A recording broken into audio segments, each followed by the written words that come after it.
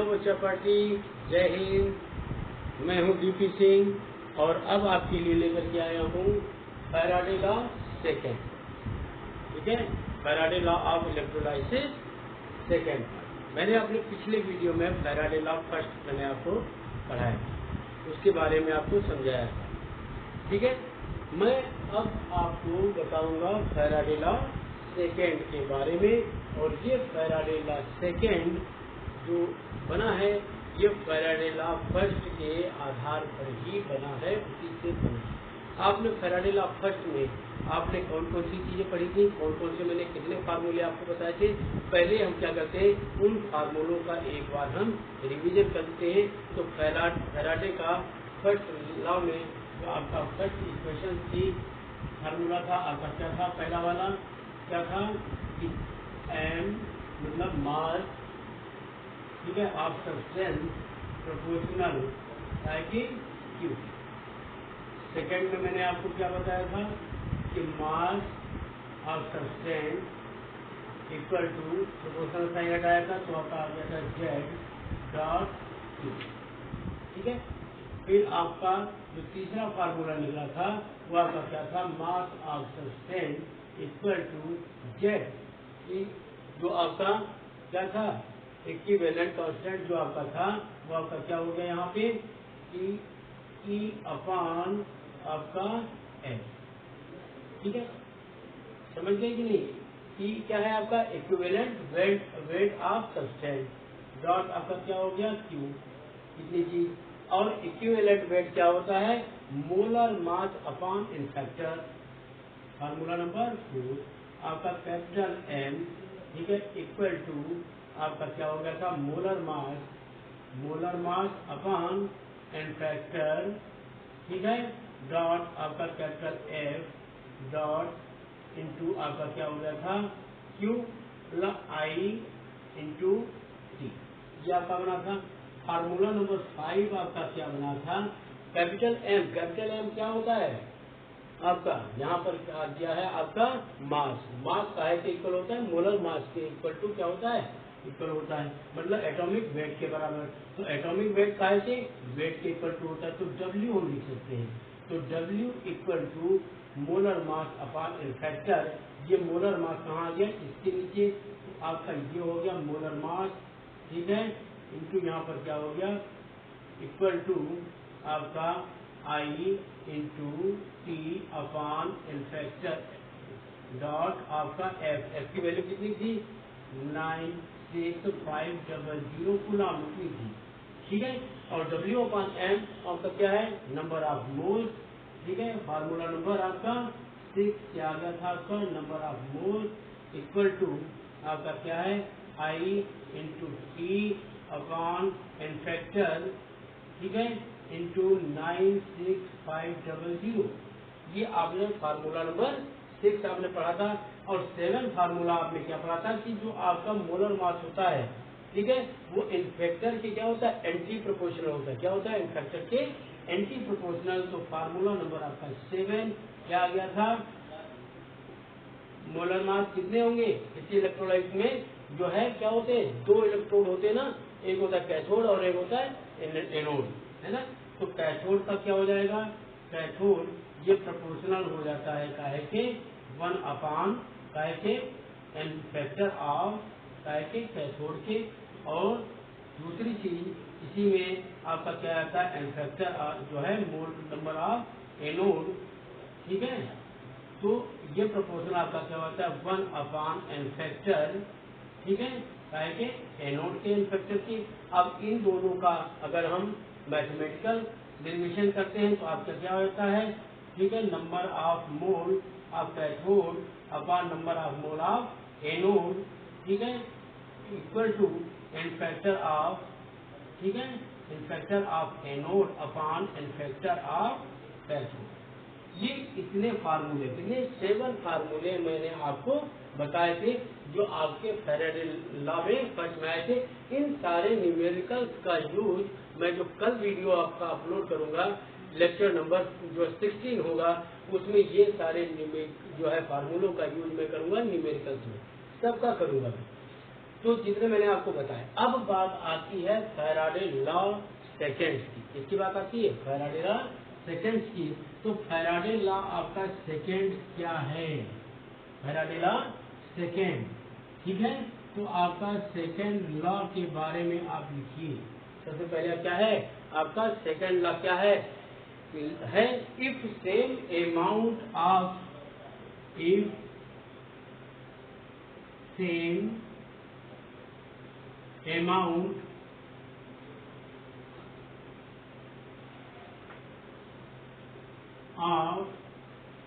Charge, ठीक है, same amount of charge, ठीक है, इसमें चार्ज इज पास्ड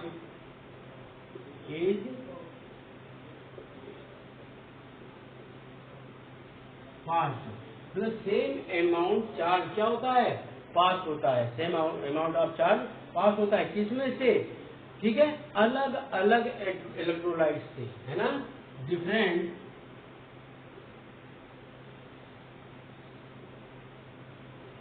इलेक्ट्रोलाइट्स किससे? अलग अलग इलेक्ट्रोलाइट से, ठीक है। Then the amount of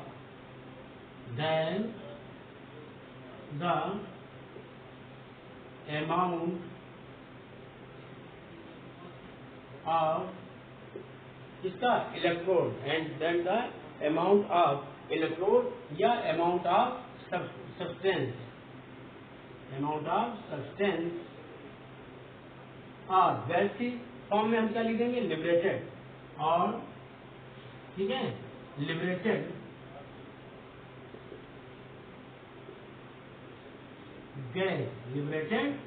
gas, उसमें से जो गैस क्या होती है? लिबरेट होती है। सब्सटेंस क्या होता है? जो प्राप्त होता है, या जो गैस लिबरेटेड होती है, ठीक है, ये क्या होती है? इट डायरेक्टली प्रोपोर्शनल, क्या हो जाती है? इज डायरेक्टली क्या हो जाती है? प्रोपोर्शनल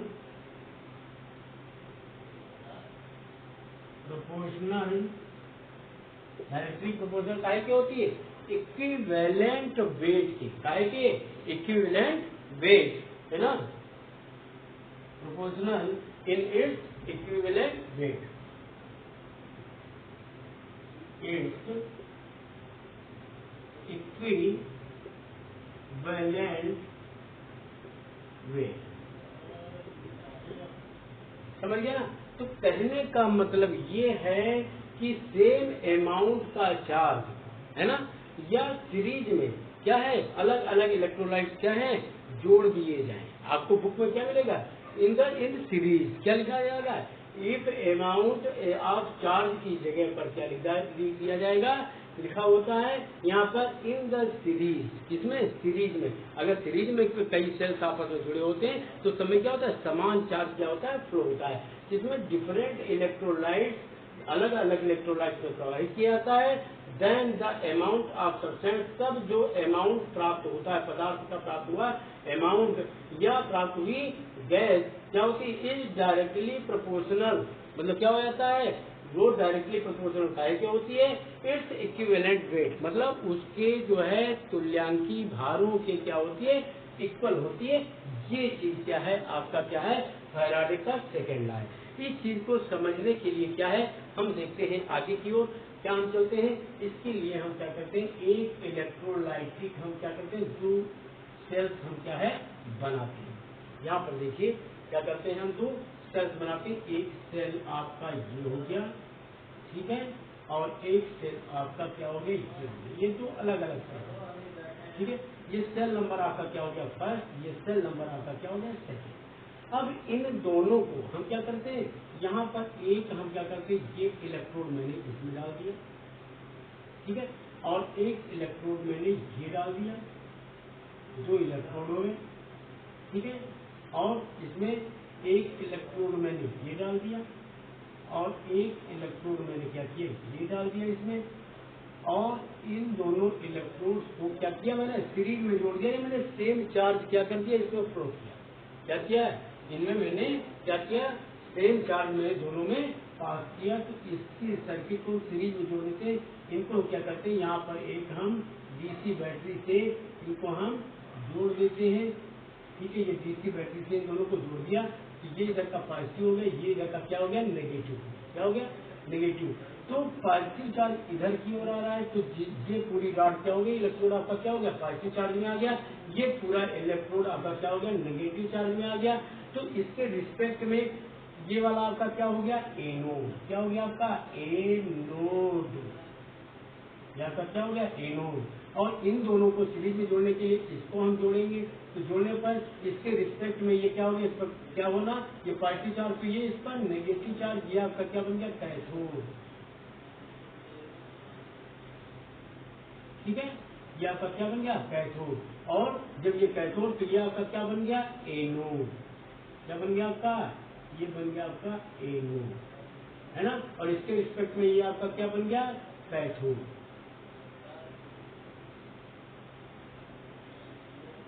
ये आपका क्या बन गया कैथोड। अब इसमें हम क्या करते हैं, ये इलेक्ट्रोलाइटिक सोल्यूशन डाल देते हैं। इसमें मैंने क्या लिया, इलेक्ट्रोड में मैंने दोनों जिंक के इलेक्ट्रोड ले लिया, इसमें मैंने कॉपर के इलेक्ट्रोड ले लिया, तो इसमें इलेक्ट्रोलाइट्स मैंने भर दिया कॉपर CuSO4, है ना। और इसमें वो जिंक क्या मैंने भर दिया, जिंक सल्फेट का मैंने एक्वस सोल्यूशन भर दिया। कौन सा एक्वस सोल्यूशन, इसमें मैंने कॉपर सल्फेट का ये क्या भर दिया एक्वस सोल्यूशन का आएगा, कॉपर सल्फेट का एक्वस सोल्यूशन मैंने इसमें भर दिया।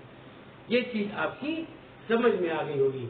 ठीक है, तो अब हम क्या करते हैं, जब इसमें हम क्या करते हैं electric current, same electric current हम क्या करते हैं पास करते हैं, तो पास करने पर जो एक्वस सोल्यूशन जिंक सल्फेट का है ये काहे में आयन में टूट जाता है। काहे में टूट जाता है आयन में, Zn++SO4 माइनस Cu++SO4 माइनस।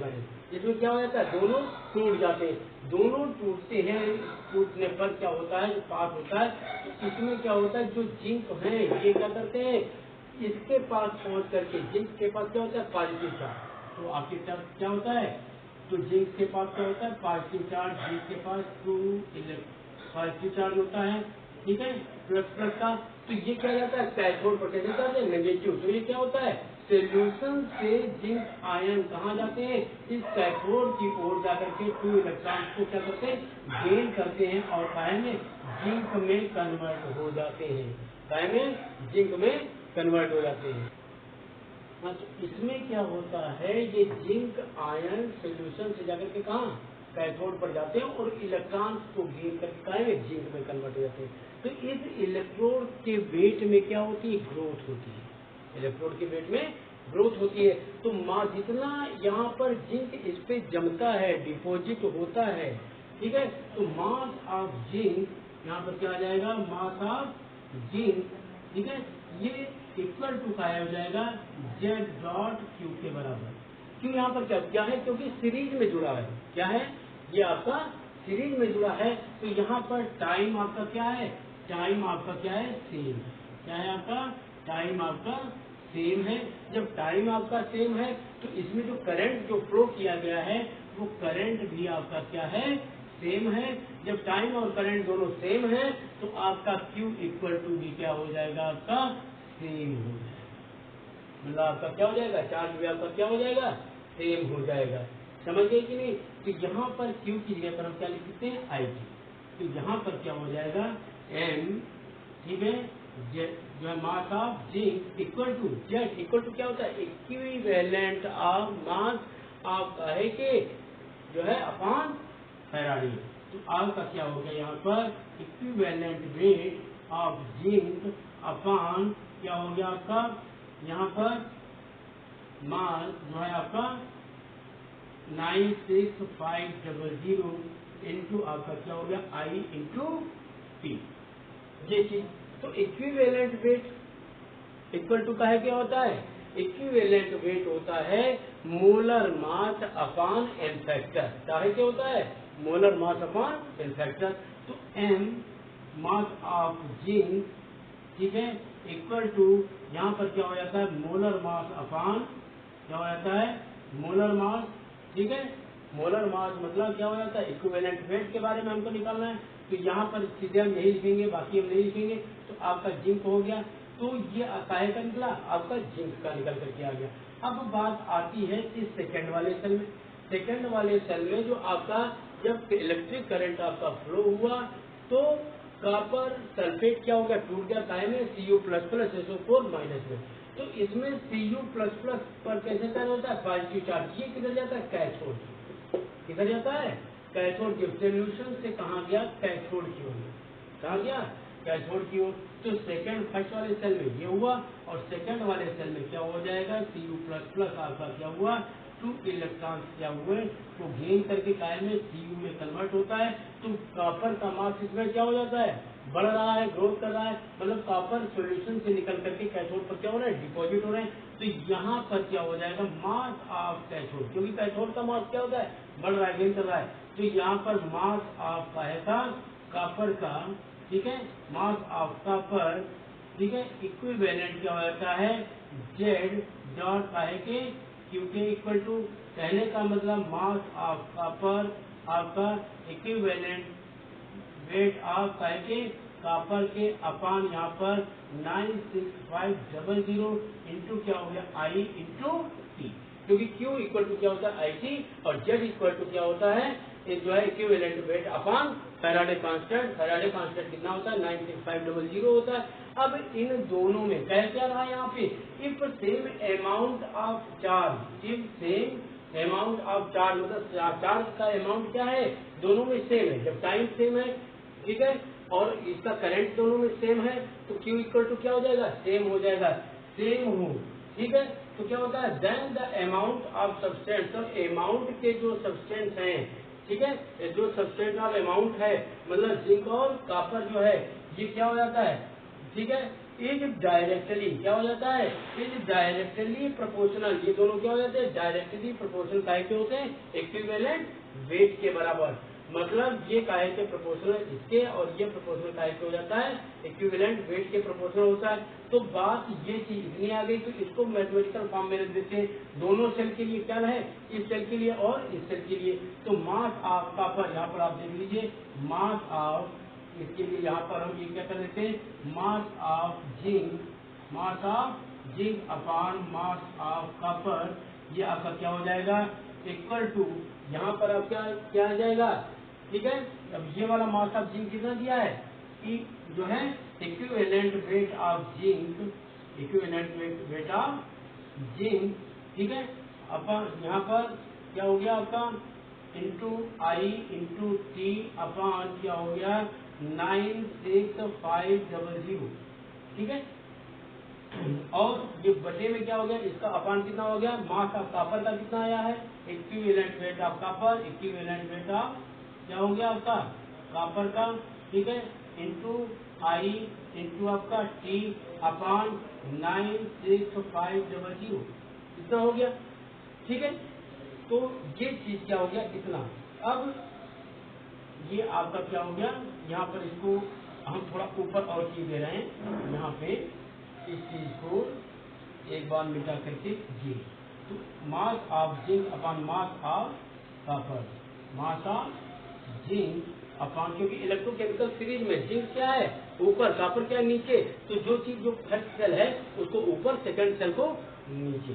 तो zinc, mass of zinc upon mass of क्या हो गया आपका कॉपर, इक्वल टू यहाँ पर क्या हो जाएगा, कैपिटल, ठीक है, equivalent weight of zinc into I into आपका टी अपान 96500 अपान कॉपर का क्या हो जाएगा, इक्विवेलेंट वेट जो आपका दिया है का कॉपर का इंटू आई इंटू क्या है आपका टी अपान 96500। अब ये दोनों चीजें इधर आ गई, तो यहाँ पर इसका मेल क्या हो जाएगा, ये 96500 ये कैंसिल हो गया, ये कैंसिल हो गया, दोनों चीजें कैंसिल हो गई, तो आपका बचा क्या, यहाँ पे बचा मास of zinc upon mass of copper, ठीक है, इक्वल टू इक्विवेलेंट ऑफ आएगा zinc upon equivalent of copper.